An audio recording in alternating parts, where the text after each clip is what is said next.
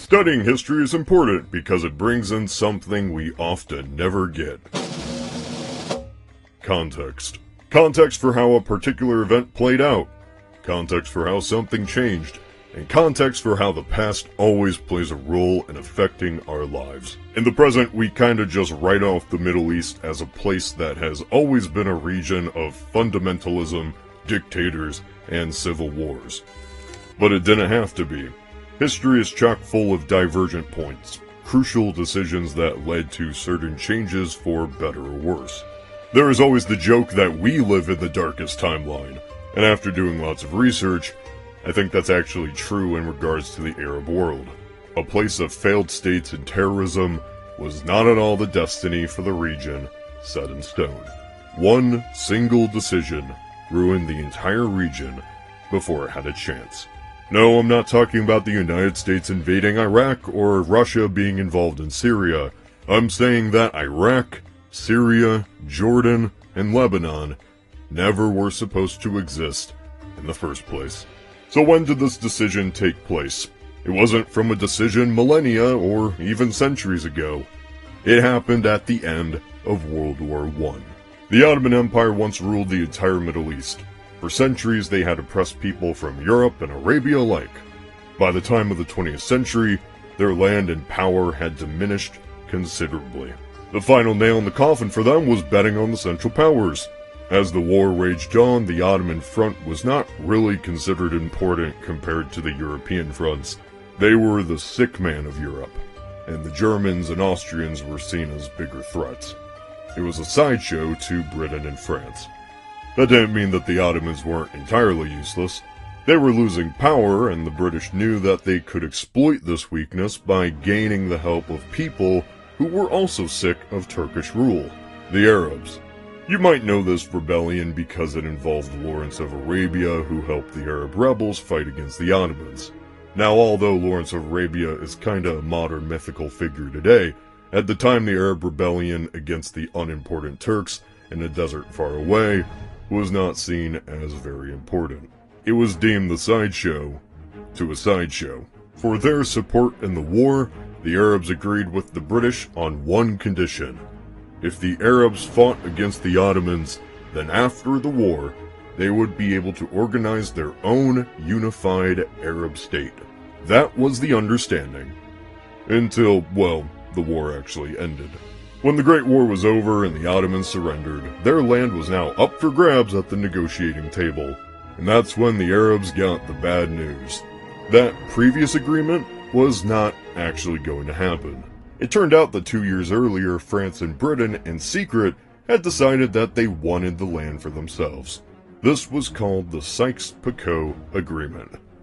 It was a secret pact by both countries to split the Ottoman territories among themselves, nicely divided into Zone A and Zone B, the humble origins of what would become Syria and Iraq. You see, France had invested resources into the Syrian region for decades, stuff like electricity and schools. So to them, it was only natural that they would take Syria as a French dominion in the Mediterranean. The British already own Egypt, and the Nice Canal included, so they wanted territory that could protect their strategic interest in Egypt if they had to. Long story short, there's a lot of debating between the two to finalize just where French Syria would end and British Arabia began. The Arabs weren't involved, don't be silly. By the end of the war, the United States was now the bright-eyed new power that could tell the older Europeans a thing or two. Woodrow Wilson was a staunch anti-colonialist, and his negative attitudes towards global empire was what America brought to the table. Consent of the governed was an idea that America preached frequently at the grumbling of everyone else. However, Europe did listen to one Wilson idea, the establishment of a League of Nations, a proto-UN, that would be for peace and prevent wars, which it certainly did. One of the things this new League of Nations did was establish the idea of mandates. A mandate is when an allied power takes control of former German and Ottoman land and governs it to protect the natives from the modern world, at least until they're able to protect themselves. No, you silly, it's not spoils of war, it's international diplomacy. What are you talking about? We'll just take these for now, for global peace. This established the new mandates of the Middle East.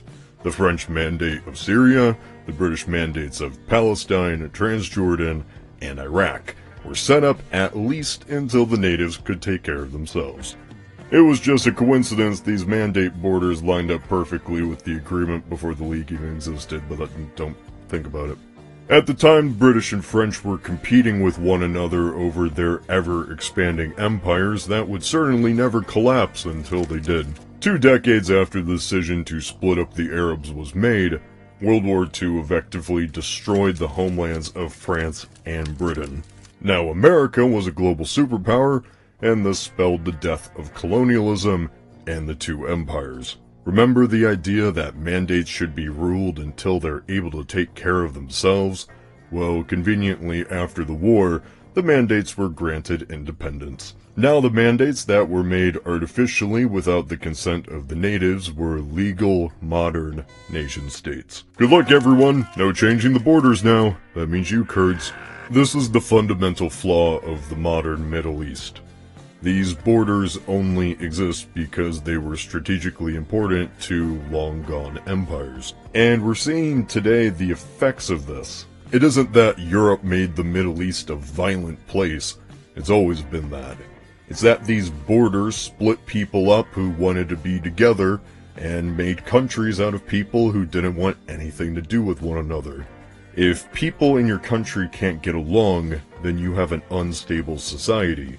Strongmen dictators usually take hold of unstable societies, as we've seen time and time again. However, that isn't the actual reason why I made this video. Simply segmenting people into nations isn't directly the cause, even if it's a massive contribution. What was the ultimate genesis for all of these issues was the betrayal of that agreement, and how that betrayal accidentally led to the rise of Islamic terrorism. In the original agreement, the British were going to allow the Arabs to control their own state, one that controlled this region. It was to be ruled by the Sharif of Mecca, Hussein bin Ali. He was to be the king of the Arabs. Because of the British decision to make the land instead mandates, this hurt their relationship with the Sharif. At the time, the Arabian Peninsula was not united. Instead, it was being fought between mainly 2 different factions. Hussein bin Ali was a member of the Hashemites, the tribe of the Prophet Muhammad. By the 1920s, a powerful family called the House of Saud had been conquering territory throughout the region. The Sauds believed in an ultra-conservative sect of Islam called Wahhabism, or Salafism. It was fundamentalist, far more than any at the time. Because of this diplomatic breakdown between the Hashemites and the British, due to the Sykes-Picot Agreement in the first place, instead of ruling a significant larger portion of land, Hussein ruled a small kingdom on the coast. By the 1920s, without British support, it was conquered by the Sauds. If that name sounds familiar, it's because Sauds renamed the region the Kingdom of Saudi Arabia. So an ultra-conservative kingdom now ruled over a fair bit of land instead of a more moderate one. This wasn't much of an issue, at least until the 1950s, when Saudi Arabia discovered their vast oil supplies. Salafism is a religious movement with the main goal to bring Islam back to an ultra-conservative mindset. When the Sauds discovered oil, that extreme ideology now was funded by billions and billions of dollars in oil money. So what did Saudi Arabia do? They built mosques, schools, funded scholarships, funded journalists, universities, professors, and militants all over the Islamic world to abide by their version of conservative and violent Islam. Frankly put, oil money funded a religious and cultural shift around the globe. New groups like Al-Qaeda, the Taliban, ISIS, all were born. inspired by this one particular teaching of Islam. So the Sykes-Picot Agreement did two things. It set the stage for a fundamentalist regime to rise instead of a moderate one, which then funded a violent cultural shift in the Islamic world and split the region into mandates like Iraq and Syria, who were never meant to actually govern themselves, and shockingly collapsed. Yes, this is truly the darkest timeline for the Arab world. Now, does this excuse the decisions of both Arab and Western leaders in recent times? No. Does this mean that the Middle East was a perfect place of sunshine and happiness before? No. It's an example of how history that we might not have heard of can culminate to shape our everyday lives. The war on terror, Syria, the refugee crisis, all in many ways stem from the single decision from empires long gone. I don't have the answer. I can only attempt to imagine a world where it didn't occur, which was actually what this video was supposed to be about, but instead became 80% history since nobody would actually know what I was talking about. So take this as a prequel of sorts. I want to imagine a world where this decision never happened, and the best solution was to just make a separate video for it. History always influences our lives, even if it's people and events we never thought of before. And that's why bringing in context can also shape our ideas of how our world today truly came to be. This is Cody of Alternate History Hub.